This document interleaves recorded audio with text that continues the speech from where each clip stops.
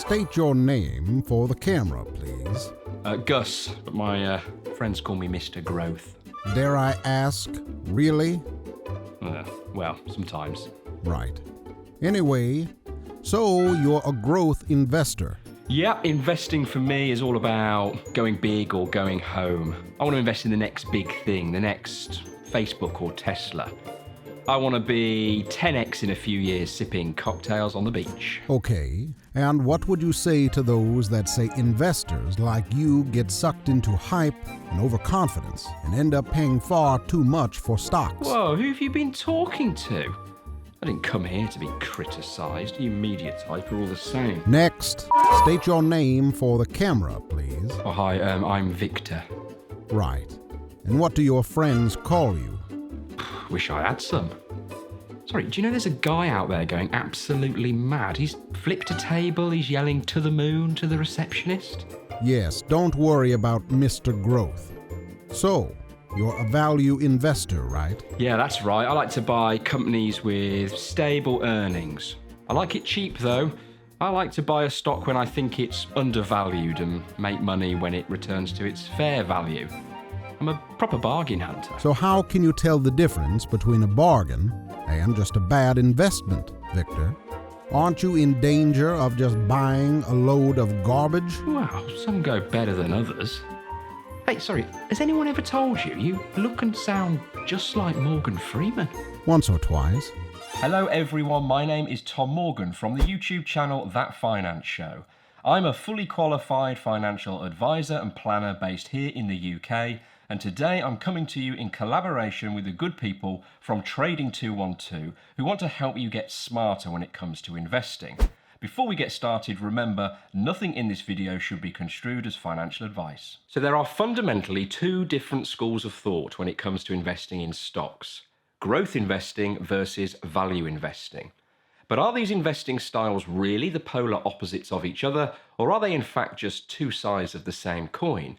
And perhaps more importantly, which one should you follow? This debate has raged on for decades, so let's start by taking a more detailed look at what these styles are all about and, crucially, how they differ from one another. Let's start with growth investing. Growth investing is all about finding the next big thing, about going big or going home. What investors are looking for are companies that are showing signs of quickly growing profits and are therefore likely to grow faster than the overall market. People shopping in this pool are less concerned about the share price and more focused on the company having higher than average growth potential. As a result, these stocks tend to be more expensive and are usually younger companies that might not have been around too long but are really making some early waves. In this category, you can think of the Facebooks, Amazons and Googles of this world who, it's easy to forget, haven't been around all that long and have seen huge amounts of growth in a short space of time, especially when you compare their results to the average of the market as a whole. Sounds great. So what's the downside? Well, firstly, the current value of growth companies reflects more their projected future returns than it does their current returns. In fact, in many examples, they could be losing money at the current stage. If something happens and their future projected returns don't look as good as people once hoped, this hurts the share price, often dramatically. There's always the risk that for one reason or another, projected growth doesn't come as planned. Also, if you're looking for dividends, you won't really find them here. These types of companies prefer to reinvest their profits back into their own company to fund new products, innovations, and maybe even mergers, rather than paying out thank yous to investors. What's more is these stocks tend to be more volatile in nature. The swings in price, the ups and downs, tend to be more severe, and when the market has a wobble in general, it's these stocks that tend to feel it the most. A name in the news a lot at the moment that fits this description is Cathie Wood, who runs the investment manager firm ARK Invest. Cathie is a quintessential growth investor. She's looking to invest in disruptive growth companies that she thinks will shape the future. As an example, she's only really interested in investing in a company if it's forecast to double its value in less than 5 years. If you remember the childhood fable, The Tortoise and the Hare, then Cathie is the hare. But if Fast and Furious is not for you, then let's discuss the slow and steady tortoise that is value investing. Value investing is more about mature, stable, steady companies, rummaging around and trying to find the diamonds in the rough. For a value investor, growth is not actually the main focus at all. They are bargain hunters, looking to pay 95 pence for a stock they believe should be worth £1. In essence, they are looking for companies where they think the stock price is not a true reflection of its real worth. They then hope that when the stock comes back up to its fair value, they profit. But even if they don't, they are likely to collect an income along the way, as a lot of value stocks are more likely to pay dividends.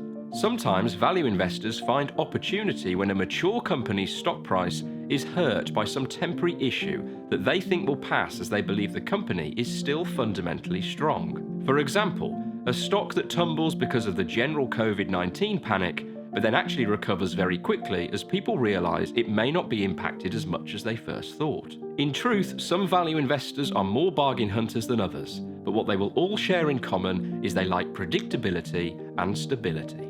The history of value investing goes back to Benjamin Graham and his books Security Analysis and The Intelligent Investor, laying down the foundations. One of his biggest students is our modern-day marvel, Mr. Warren Buffett, who would certainly call himself a value investor at heart, although he has moved the concept on a touch from Benjamin Graham's days. Value investing has evolved over time and is no longer about what Warren coined the cigar butt investing strategy. This was the concept of buying beaten down companies trading below the value of their component parts, i.e., you'd buy a share of a company for £10, the company would then go into liquidation and all the assets and its component parts be sold off and actually return £11 to you as the investor, a 10% return. The sum of its parts are actually worth more than the business itself.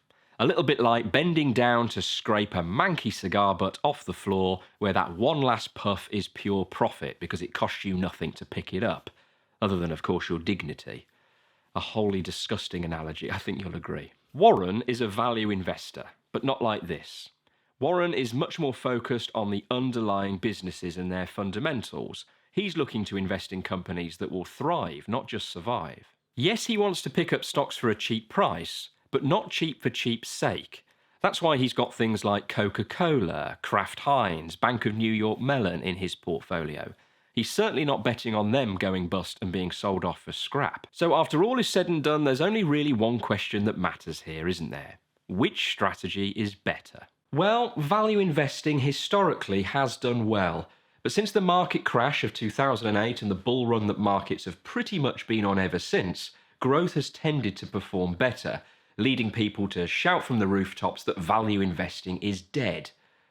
But as you can see from the explanations of both, like with anything, there are pros and cons of each approach. Growth investors will say that value investors run the risk of falling into the value trap, whereby you're hunting for so many bargains that you actually just end up with a portfolio full of rubbish, and they were cheap for a reason. Whereas value investors will say that growth investors are buying into speculation, not proper investing, taking unnecessary levels of risk and end up buying stocks that are far too expensive. If it's true to say that growth investing tends to fare better in a bull market and value investing better in a bear market, then why not just move from one strategy to the other as the market turns?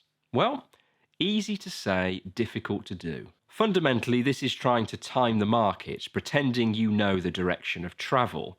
Flip-flopping between styles is a lot of work, and in fact, hedging your bets might be a better solution. Over the longer term, the markets tend to move together, and although people tend to be cult-like in their approach to one strategy over the other, you don't have to be. You can build a portfolio designed to benefit from the best of both approaches. This is, after all, diversification at its core.